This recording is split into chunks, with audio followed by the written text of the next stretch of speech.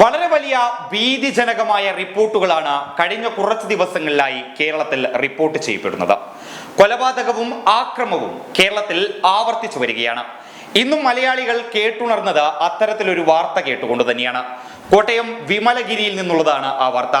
കോട്ടയം വിമലഗിരിയിൽ കേവലം 19 വയസ്സു മാത്രമുള്ള ഒരു ചെറുപ്പക്കാരനെ തട്ടിക്കൊണ്ടുപോയി കൊലപ്പെടുത്തിയയാൾ ആ മൃതദേഹം പോലീസ് സ്റ്റേഷൻ മുന്നിലിട്ടിരിക്കുകയാണ്.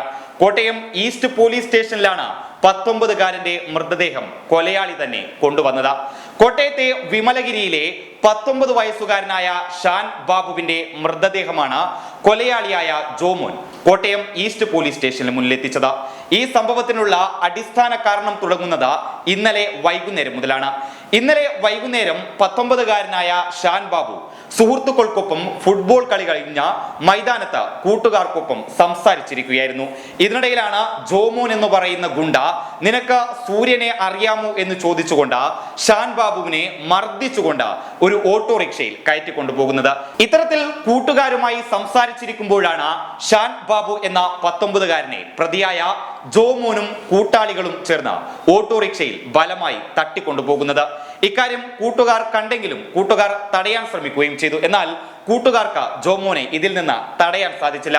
കൂട്ടുകാർ ഉടനെ ഇക്കാര്യം ഷാൻ ബാബുവിന്റെ മാതാവായ ത്രേസ്യാമ്മയെ അറിയിക്കുകയും ചെയ്തു. തുടർന്ന് ത്രേസ്യാമ്മ ഇന്നലെ രാത്രി 1:30 പോലീസ് സ്റ്റേഷനിൽ പരാതി നൽകുകയും ചെയ്തു. തന്റെ മകനായ ഷാൻ ബാബുവിനെ ജോമോൻ എന്ന് പറയുന്ന ഗുണ്ട വളരെ ഫലമായി ഓട്ടോറിക്ഷയിൽ കയറ്റിക്കൊണ്ടുപോയി എന്നുള്ളതായിരുന്നു ത്രേസ്യാമ്മയുടെ പരാതി.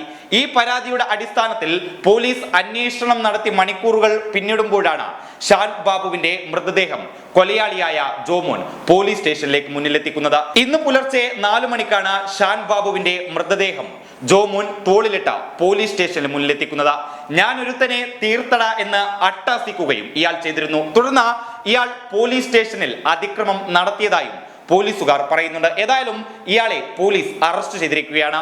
ഷാൻ ബാബുവിനെ ഞങ്ങൾ കൊല്ലാൻ ഉദ്ദേശിച്ചിട്ടില്ല എന്നും എതിർ സംഘങ്ങളിലെ ചില ആളുകളെ തിരയുന്നതിന് വേണ്ടിയും ഗുണ്ടാ സംഘങ്ങൾക്കിടയിൽ ഞങ്ങളുടെ സ്വാധീനം ഉറപ്പാക്കാൻ വേണ്ടിയുമാണ് ഷാനിനെ കൊലപ്പെടുത്തിയത് എന്നുമാണ് പ്രതിയായ ജോമോൻ പോലീസിന് നൽകിയ മൊഴി. അതേസമയം കൊല്ലപ്പെട്ട ഷാൻ ബാബുവിന്റെ മൃതദേഹത്തിൽ ഇരുമ്പ് വടി കൊണ്ട് അടിച്ചതിന്റെ പല പാടുകളും കണ്ടിട്ടുണ്ട്. ഏതായാലും ഗുണ്ടാ സംഘത്തിൽ തങ്ങളുടെ സ്വാധീനം ഉറപ്പാക്കാൻ വേണ്ടിയാണ് ഈ കൊലപാതകം നടത്തിയത് എന്നാണ് പോലീസിന്റെ പ്രാഥമികമായ കണ്ടെത്തൽ. അതേസമയം ഈ കൊലയാളിയായ ജോമോൻ നിരവധി കേസുകളിലും പ്രതിയാണ്.